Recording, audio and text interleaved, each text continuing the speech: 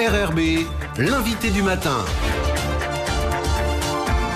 Notre invité ce matin, Éric Roser, le nouveau vice-recteur. Bonjour monsieur le vice-recteur. Bonjour monsieur Sabot. Merci d'être avec nous ce matin pour ce qui est votre toute première intervention médiatique, parce que, comme beaucoup d'autres, vous étiez tenu à un devoir de réserve pendant cette période électorale.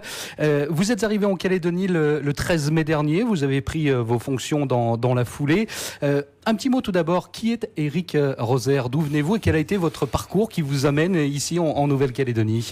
Écoutez, avant tout, je me définirais comme un pédagogue avec un itinéraire qui a commencé comme professeur agrégé de mathématiques, puis comme inspecteur pédagogique régional et ensuite inspecteur général de l'éducation. Et ce parcours qui paraît linéaire, finalement, a été ponctué par des moments où j'ai pris des responsabilités. J'ai participé à la direction des services départementaux du Val d'Oise, un gros département avec sa complexité politique de la ville, de nombreux établissements. Ensuite, j'ai aussi dirigé l'inspection générale comme doyen de l'inspection générale. Et enfin, j'ai eu 2 moments de travail en cabinet ministériel où j'ai eu le plaisir et l'honneur de conseiller les ministres sur les politiques éducatives. C'est votre première affectation outre-mer ou vous connaissez déjà l'outre-mer ? Écoutez, je connais un peu l'outre-mer dans la mesure où tout au début de ma carrière d'enseignant, j'ai eu le plaisir de travailler en Polynésie française, sur la presqu'île dans un premier temps et à Papeete dans un deuxième temps, comme professeur. Et c'est important quand on est vice-recteur d'avoir eu, je dirais, un parcours de professeur, parce qu'on comprend peut-être mieux les gens à qui on s'adresse. Je crois que c'est important, effectivement, parce qu'on a toujours présent à l'esprit la volonté de ce qui se passera dans les classes, dans les établissements.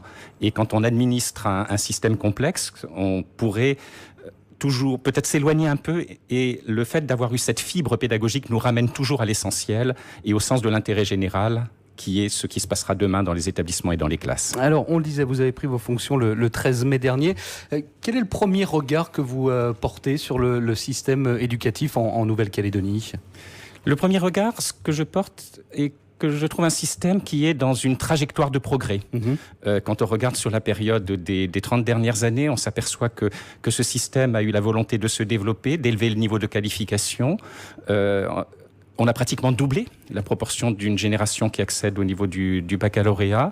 Ce baccalauréat s'est diversifié avec une part plus importante de bac professionnel qu'il y a 30 ans. Voilà, je dirais que c'est un système qui est sur une trajectoire de progrès, qui a bien entendu, j'imagine, des problématiques propres, et ce à quoi je m'attellerai dans l'exercice de mes fonctions. Et quels sont vos premiers travaux, j'allais dire? C'est de rencontrer les gens, c'est d'aller sur le terrain. Comment est-ce que vous avez organisé un petit peu votre début de mandat à la tête du vice-rectorat? C'est vrai qu'arrivé sur le territoire, je me suis fixé une méthode. Une méthode qui consiste à rencontrer, à écouter, à comprendre. Et c'est ainsi que, dès ma première semaine, j'avais demandé à ce que l'on organise des rendez-vous des représentants des personnels, des parents d'élèves, de l'ensemble des partenaires de l'école en général. Et la deuxième étape, qui est importante aussi, ce sera celle d'aller sur le terrain, parce qu'on comprend bien un système, on peut lui apporter le meilleur que lorsqu'on le connaît bien. Je le connais actuellement pour avoir beaucoup lu, je commence à le connaître pour avoir beaucoup entendu, et j'ai sans doute maintenant besoin de voir. Ce lien, cette prise de contact avec l'ensemble des acteurs de l'enseignement, c'est quelque chose d'essentiel pour débuter? C'est essentiel parce qu'il est important que dès le début, on apprenne à se connaître, qu'on installe de la confiance, parce que c'est derrière cette disposition, quelque sorte de confiance, que l'on pourra évoluer, affronter les difficultés, parce que dans un système complexe, il se présente des difficultés, mais avec une volonté, c'est le sens de l'intérêt général. Quels sont les grands dossiers que Jean-Charles Ringard-Flamand, votre prédécesseur, vous a laissés sur le bureau de vice-recteur?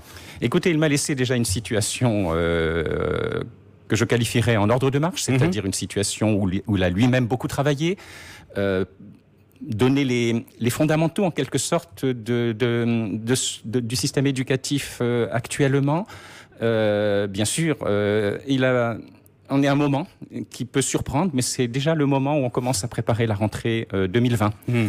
Tout à l'heure, je rencontre l'ensemble des directrices et directeurs d'établissement, des inspecteurs, et nous amorçons en quelque sorte le processus de préparation de la rentrée. Une rentrée qui ne sera pas anodine en Nouvelle-Calédonie, parce que c'est une rentrée avec des réformes. Ça sera une rentrée avec des réformes, 2 réformes importantes.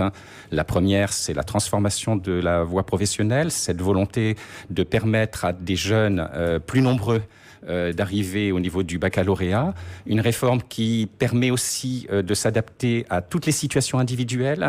Lorsqu'un élève rencontrera des moments passagèrement de difficulté, cette réforme lui permettra de capitaliser ce qu'il a acquis, d'avoir un autre itinéraire, de faire autre chose et de revenir et de continuer vers la qualification, vers le diplôme. Ça veut dire qu'il n'y a plus de voie de garage. La formation professionnelle, c'est plus la voie de garage où on envoie les élèves dont finalement on ne sait plus trop quoi faire dans un système qui est linéaire habituellement. Ça n'est pas une voie de garage, c'est au contraire une voie de formation, une voie qui permet à des jeunes d'arriver à un niveau assez élevé, le niveau du baccalauréat, et qui ensuite leur permet de dérouler l'ensemble de leur itinéraire professionnel et de s'adapter aux modifications. En fait, l'école doit préparer l'insertion immédiate et l'insertion de l'avenir. Il y aura aussi la réforme du lycée, si je ne me trompe pas. Vous la voyez comment, cette réforme du lycée en Calédonie ? Elle est adaptable en Calédonie ? Cette réforme du lycée, elle est importante, elle est fondamentale, elle va modifier très sensiblement le parcours des élèves. Alors il y a un point de rendez-vous, c'est le bac 2021 et la Nouvelle-Calédonie s'est déjà préparée à cette échéance du bac 2021. C'est une réforme qui permet finalement plus de choix. Et plus de choix laissés aux élèves. Alors que dans la voie générale actuellement, il y a essentiellement 3 séries. Demain, les élèves choisiront une spécialisation dans des enseignements qui seront au choix. 3 en classe de première, 2 en classe de terminale. Voilà, c'est une réforme qui ouvre, qui élargit les parcours possibles. Vous le disiez, vous travaillez déjà sur la prochaine rentrée scolaire, ce sera 2020. Vous la voyez, vous l'imaginez comment, cette rentrée 2020 ? J'espère qu'elle se passera bien. Et nous ferons tout pour qu'il en soit ainsi. Et comme vous l'évoquiez, la réforme du lycée général et technologique est nouvelle. Elle va profondément changer les organisations et nous nous y préparons. Et cet après-midi, d'ailleurs, je travaillerai avec les inspecteurs et les chefs d'établissement pour préparer cette réforme. En fait, derrière des idées simples, il y a des questions techniques beaucoup plus complexes, mais c'est notre rôle de les aborder à temps et d'être prêt le jour J. Vous arrivez à une période un petit peu particulière en Calédonie. On sort des élections provinciales. Le gouvernement va se mettre en place dans les semaines qui viennent. C'est-à-dire que vous ne connaissez finalement pas encore votre interlocuteur au gouvernement. C'est quelque chose que vous trouvez plutôt positif ou comment vous voyez les choses ? Écoutez, je le trouve plutôt positif et je crois d'ailleurs que cette échéance de calendrier avait été voulue par mon prédécesseur qui avait souhaité que son successeur arrive à un moment où finalement il y avait de nouvelles perspectives, un nouvel exécutif qui se mettait en place et une préparation de rentrée dont il me laissait intégralement la main. Donc je dirais que c'est un calendrier qui est favorable et bien entendu j'attends avec impatience de connaître le membre du gouvernement avec qui je travaillerai comme directeur général des enseignements. Encore un mot, monsieur le vice-recteur, ces derniers mois, ces dernières années, il y a eu beaucoup de problématiques de violence dans les établissements scolaires de Nouvelle-Calédonie. Ça va faire partie de vos préoccupations particulières ? Ça fait effectivement partie des préoccupations et notamment nous avons à travailler sur la persévérance scolaire, c'est-à-dire que derrière les problématiques de vie scolaire, de violence scolaire, il y a aussi les problématiques de décrochage. Et notre rôle, notre attention devra être portée sur la persévérance, c'est-à-dire faire tout, agir avant qu'il y ait le décrochage.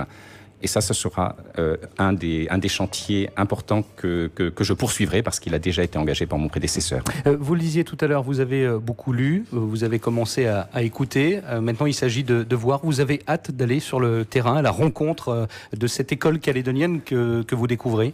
J'ai hâte de le faire, bien entendu, parce qu'on peut comprendre, on peut se faire un modèle d'une réalité, mais rien ne remplace le contact avec cette vraie réalité, avec des vrais élèves, avec des vrais professeurs, des vrais chefs d'établissement dans leur réalité quotidienne, dans leur contexte d'exercice. Et ça va être travail dans les semaines qui viennent, après la période de vacances? Sitôt la période de vacances, j'ai demandé à ce qu'on réserve dans mon agenda un jour pour aller sur le terrain.